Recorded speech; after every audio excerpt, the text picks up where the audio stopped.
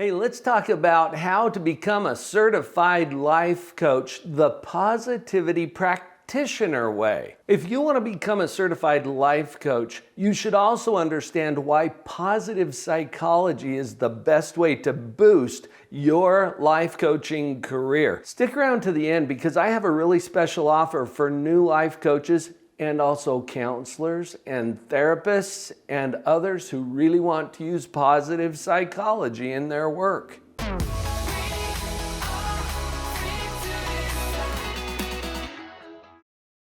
So what do I even mean by positive psychology? I am a professional psychologist. I've been at it for about 3 decades now, and I practiced the first part of my career in traditional psychotherapy. The last half of my career has been focused exclusively on positive psychology and coaching. So let's take a look at the mental health spectrum first of all. When you put your mental health on a spectrum or a continuum, clear over on the left end of that continuum is the sick end. That's where we have diagnosis, pathology, all of those fun things are at this end of the spectrum. Well, what's on the other end? And to understand that end, I like to go to the middle first.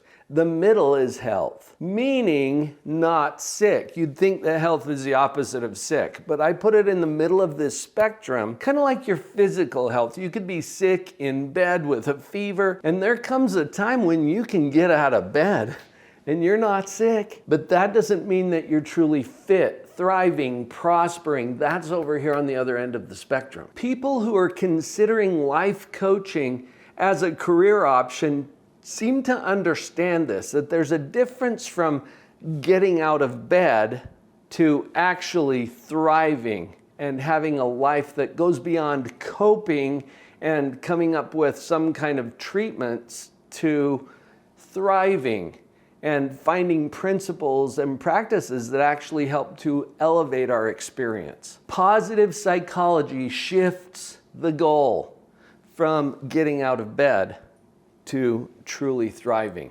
Another thing I would invite you to consider as you're thinking about how to become a life coach is, how do I create meaningful and sustainable change? I often teach my clients and the coaches that I'm mentoring that there are 2 kinds of learning. There's breakthrough learning. That's the aha moment. It's when the lights go on and we recognize a principle, maybe sometimes for the first time. And then there's transformational learning, which occurs across time. And it takes some effort and practice and sustained action to actually bring about sustained and meaningful change. Learning a language is an example of transformational learning. Also, learning a musical instrument, how to play the guitar, for example, or the piano. You can see that those examples are not just a moment of inspiration. It's a sustained practice over time. Now, this applies to you as a developing professional, and obviously it applies to all of your clients and the people that you will be working with as a coach or a counselor. We're not just hacking away at the symptoms.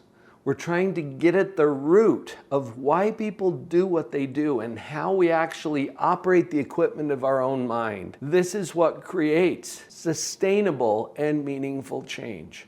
A lot of the coaches that I work with feel called. Can you relate to that? It's like there's some higher purpose that I'm intended to fulfill here on the planet and among my fellow human beings. This calling is a sense that there are higher ways that you can help and support your fellow human beings. Do you feel that? And if you do, you're not alone. I think this is one of the reasons that the coaching industry even exists. And it doesn't require any kind of special schooling or licensure or certification to become a life coach. I think it's a good idea to consider some training and certification, but that's not required. What that means is that anyone can hang up their shingle to be a life coach and to open up their life coaching business. Now, this is good news because the barriers to entry are very low. But there's some bad news too. And that is that anyone can hang up their shingle to be a life coach. And so the industry can be flooded or filled with people who have very different degrees of preparation for doing it. Getting some training and certification can help to set you apart and differentiate your practice from others, particularly if you get some training and certification in positive psychology principles that have been shown and proven to be very beneficial to people who are receiving your services. This will help to differentiate you in a very competitive field. And it's not just about ideas, it's about models. I remember interviewing Scott Halford on my podcast, Live on Purpose Radio, where he was talking about his experience in brain science and that it's brain friendly to people to have models presented to them as opposed to simply ideas. Models like the positivity model I use in my coaching practice. In fact, I'd be happy to share a copy of that with you. Just go to the URL on the screen, drpauljenkins.com/themodel. I'll put a PDF full color copy of the model that I use right into your inbox. That'll give you a sample of what I'm talking about. Before we get to my next point, would you just take a moment to subscribe? Are you getting value from this conversation? Now would be a great time to just hit that subscribe button so that you will have access to other content that we're providing for you right here on the channel. And share this video with someone that you think would appreciate it as well. Now, one of the things you're going to have to think about as you consider becoming a life coach is, who am I going to serve? One of the most common errors that we make in getting into this kind of an industry is that we want to help everyone. And it comes from the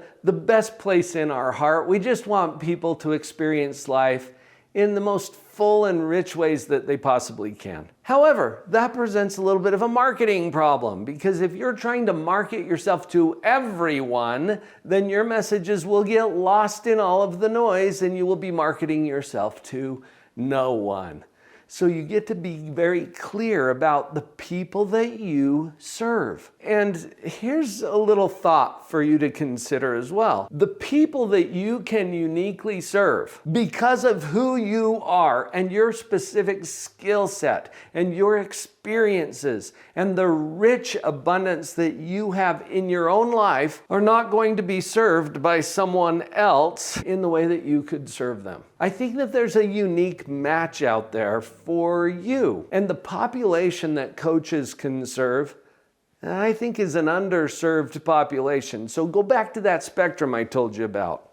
On the spectrum or continuum, we've got the sick end over here, and this end of the spectrum is being served very well by the mental health industry. There are competent professionals out there, therapists and counselors who are working on this end of the spectrum. The upper end of the spectrum are really accustomed to hiring coaches, and they spend a lot of money and resources and time in getting competent coaching. Think about professional sports, for example. Some of the most elite athletes in the world have whole teams of coaches working with them. High producers, executives, they all understand the power of coaching. I think there is an underserved population here in the middle. Unfortunately, the term psychotherapy sounds a little like therapy for psychos. And I think that's very unfortunate, because the principles that we're using in the mental health industry, I know this because I practiced traditional psychotherapy for about 15 years earlier in my career. I know that those principles can help people who are here in the middle of the spectrum. Maybe they don't have a diagnosable condition.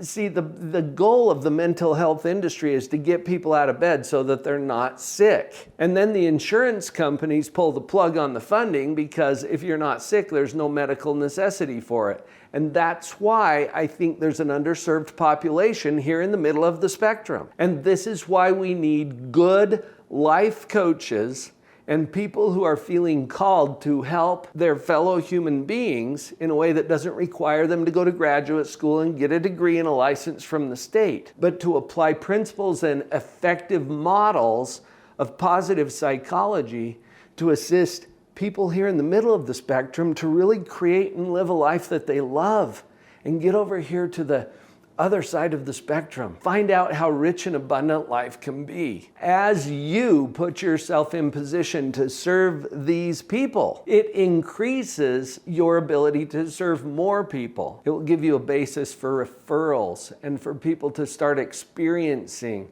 the benefits that come into their life when you step up and serve them in powerful ways. One of the biggest errors that I see new coaches especially making on a regular basis is that they try to do this alone. It becomes a very solitary and very lonely venture because of that. Sure, they're having great experiences with their clients, but who are they associating with on a professional level? I would strongly recommend that you engage in a community that provides for you support and mentoring and collaboration. I think this is part of what keeps the industry clean in terms of ethical behavior and making good decisions and using time-tested standards and models in helping people. Don't try to go at it alone. You don't have to. There are great sources of support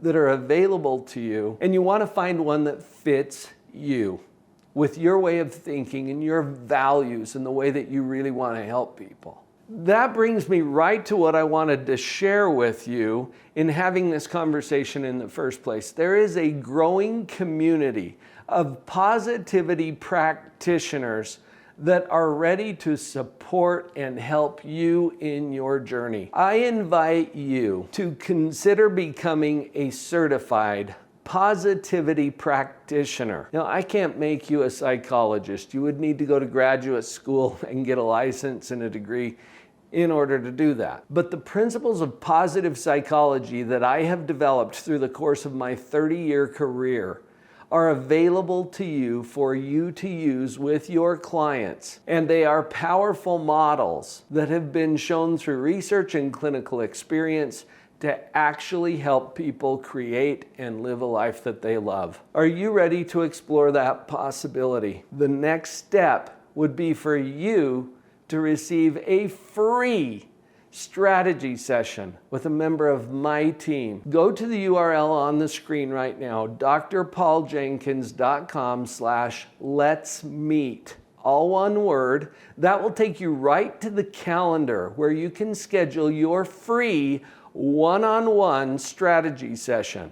Please only do this if you are serious about moving forward. We're going to commit that time to strategizing with you what steps you could take to move forward in becoming a certified positivity practitioner. Are you in? We're ready for you. We've got you. Let's do this.